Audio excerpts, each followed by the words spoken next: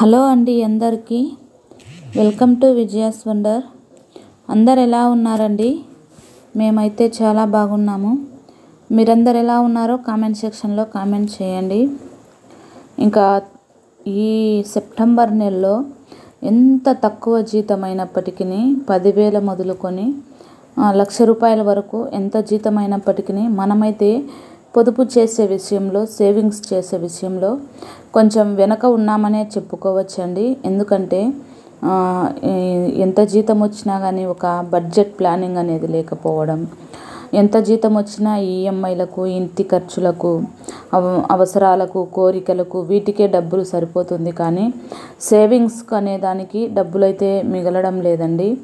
ఇంకా ఈరోజు రేపు సిచ్యువేషన్ ఎలా ఉంటుందో తెలియదు కదండి. ఇప్పుడు వరదలు వచ్చినాయి, మొత్తం ప్రజలు కొంచెం ఇబ్బంది పడుతున్నారు. అలాంటప్పుడు మనం సేవింగ్స్ చేసుకున్నటువంటి కొంచెం అమౌంట్ ఉందంటే మనకు ఒకవేళ ఏమైనా అలాంటి ప్రమాదవశాత్తు ఏమైనా జరిగిందంటే మన తర్వాత మన పిల్లలకి కానీ మన ఇంట్లో ఎవరికైనా కానీ ఆ డబ్బులు అనేటివి ఖచ్చితంగా ఉపయోగపడతాయండి. ఇంకా ఈరోజు వీడియో అయితే ఇదేనండి. ఎంత తక్కువ జీతమైనా మనం ఇక్కడ చూస్తున్నట్లుగా ఒక 6 డబ్బాలను అయితే నేను పెట్టుకున్నానండి.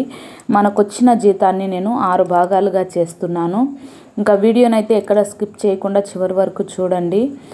ఈ 6 భాగాలు అనేటివి నేను 6 డబ్బాలను పెట్టుకున్నాను. ఒక డబ్బా పెద్దది, మిగతావన్నీ చిన్న డబ్బాలను నేను పెట్టుకున్నానండి. మీరు కూడా ఇలా డబ్బాలనే కాదు, మీరు ఒకవేళ పర్సులో అయినా పెట్టుకోవచ్చు.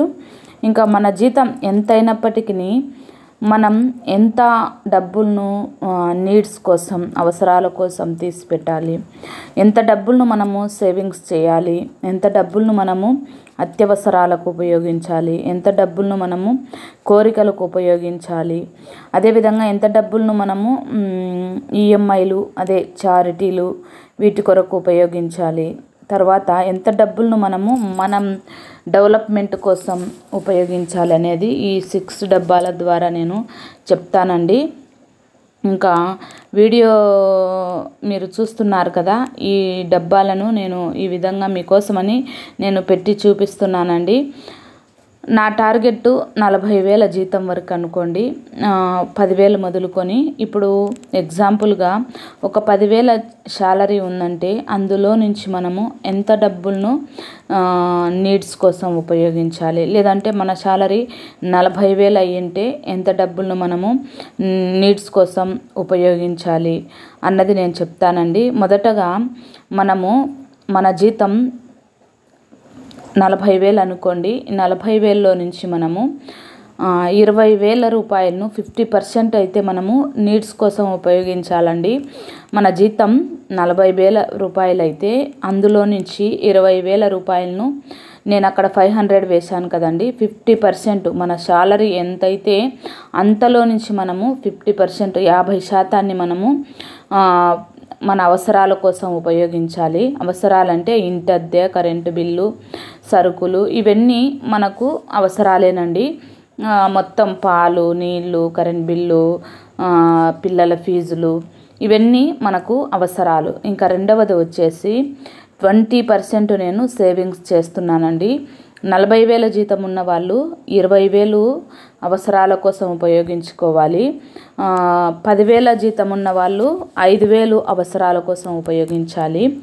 ఇంకా తర్వాత సేవింగ్స్కు 40,000 జీతం ఉన్న వాళ్ళు 8,000 రూపాయలనైతే 20% మనం ఇక్కడ సేవింగ్స్ అండి. మనకు ఎంత శాలరీ వచ్చినా 20% కంపల్సరీగా మనము సేవింగ్స్కు తీసి ఉంచాలండి. ఇంకా దాన్ని ముట్టుకోకూడదు. అది సేవింగ్స్.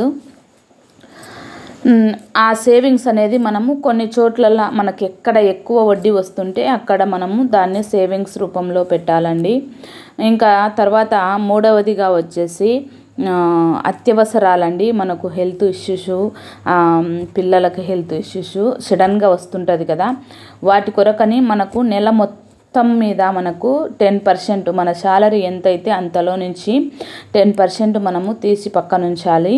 40,000 జీతం ఉన్న వాళ్ళు 4,000 రూపాయలనైతే అత్యవసరాలకు 10% అంటే 4,000 రూపాయలనైతే మన హెల్త్ ఇష్యూస్ అయితేనేమి, మనకు ఏదైనా అత్యవసరం అండి, ఇంకా అర్జెంటు, లేదంటే మనల్ని ఎవరైనా హెల్ప్ అడగచ్చు అర్జెంటుగా, అలాంటప్పుడు ఒక 4,000 నెల మొత్తానికి ఇది అత్యవసరంగా ఉపయోగించుకోవాలి.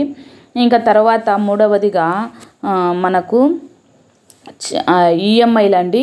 ఈ ఈఎంఐలు అదేవిధంగా కోరిక చారిటీలు అండి. అదే మనం గుడికి వెళ్తుంటాం కదండి, పూజలు చేస్తుంటాం, అలాంటప్పుడు మనము దేవుడి భాగం దేవుడికి ఇస్తాం కదండి. వారానికి ఒకసారి గుడికి వెళ్తాము, లేదంటే చర్చికి వెళ్తాము. అలాంటప్పుడు మనం ఖచ్చితంగా వేస్తాం కదా, వేయకుండా అయితే రాము కదా.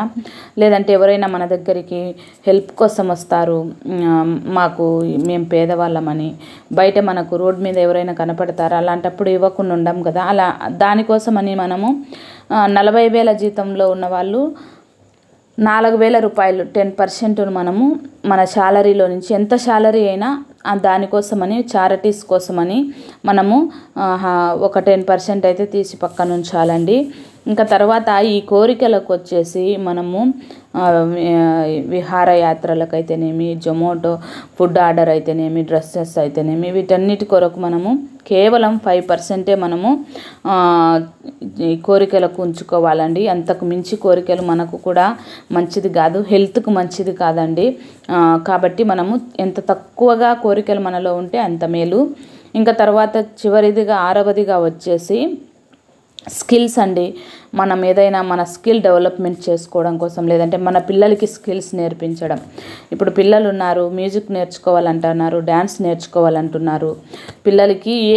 ఇప్పుడు ఫుట్బాల్ ఆడాలనుకుంటున్నారు పిల్లలు, క్రికెట్ ఆడాలనుకుంటున్నారు. వాళ్ళ స్కిల్ డెవలప్ చేయాలి కదా. చదువులంటే ఓకే, అవి అవసరాలకి, నీడ్స్లోకి 50% వెళ్ళిపోతాయి.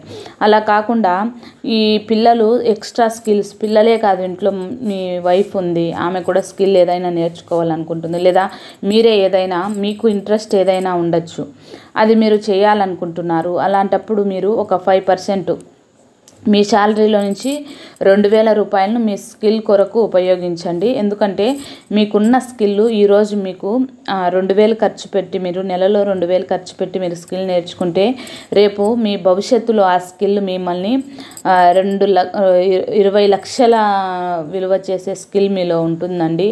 ఆ స్కిల్కు మనము 2,000 పెట్టి, ఈరోజు 2,000, కేవలం 2,000 మనం పెట్టినామంటే రేపటి దినాన నీ భవిష్యత్తుకు ఉపయోగపడేది అదే. కాబట్టి నువ్వు కానీ నీ పిల్లలు కానీ స్కిల్ ఏదైనా ఉందంటే మీకు ఆ స్కిల్ను ఖచ్చితంగా డబ్బును వెచ్చించి ఖర్చు పెట్టండి. ఆ స్కిల్ మీకు తప్పకుండా మీ ఫ్యూచర్లో ఉపయోగపడుతుందండి. ఈ ఒక్క టిప్పు మీరు ఫాలో అయినారంటే 20% మీ శాలరీలో ఎంత ఉంటే అంతలో నుంచి 20% అయితే మీరు ఖచ్చితంగా సేవ్ చేయగలుగుతారండి. 10,000 ఉన్న వాళ్ళు 2,000 సేవింగ్స్ చేస్తారు, 20,000 ఉన్న వాళ్ళు 4,000 సేవింగ్స్ చేస్తారు, 3,000 ఉన్న వాళ్ళు 6,000 సేవింగ్స్ చేస్తారు, 40,000 ఉన్న వాళ్ళు 8,000 సేవింగ్స్ చేస్తారండి.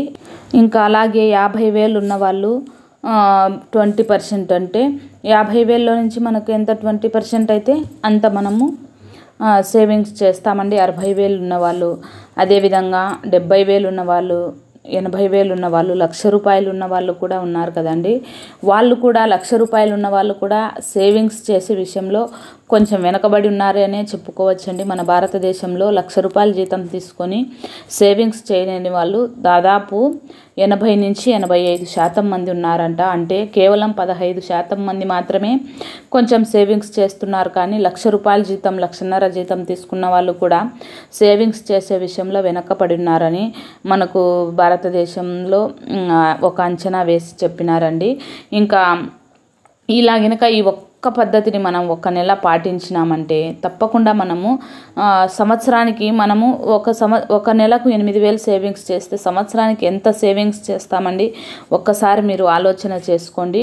ఇలా మనము సేవింగ్స్ అనేటివి ఒక్క చోట కాకుండా ఒక 4-5 చోట్ల మనం దాన్ని ఇన్వెస్ట్ చేసినామంటే మనకు వడ్డీ అనేది ఆటోమేటిక్గా పెరిగిపోతుందండి. ఇంకా ఈరోజు వీడియో అయితే ఇదేనండి. వీడియో నచ్చితే మాత్రం ఒక లైక్ చేయండి. అలాగే సేవింగ్స్ వీడియోస్ మన ఛానల్లో చాలానే ఉన్నాయండి. అవన్నీ ఒకసారి చూసి మీకు నచ్చితే మాత్రం మన ఛానల్ని సబ్స్క్రైబ్ చేసుకోండి. బలవంతం అయితే ఏం లేదండి, సోది చెప్తున్నావని మాత్రం అనొద్దండి. వీడియో చివరి వరకు చూసినందుకు థ్యాంక్ యూ ఫ్రెండ్స్. బాయ్.